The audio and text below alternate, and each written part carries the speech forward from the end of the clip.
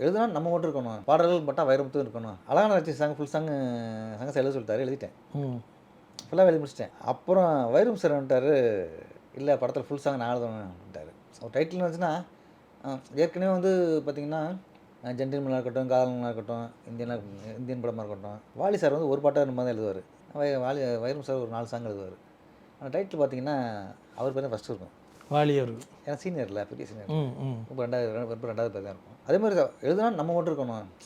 இவரோட என்னென்னா பாடல்கள் மட்டும் வைரமுத்தும் இருக்கணும். அது அந்த அந்த ஒரு கம்பீரம் அந்த இதை எதிர்பார்ப்பார். சரி, இப்போ இதில் தான் வாலி சார் இல்லை. முதல் படத்தில் வாலி சார் இல்லை. அப்புறம் நம்மளே எழுதலாம்ல, பண்ணி எழுதலாம்ல. அதெல்லாம் வாலி சார் இருந்தார்.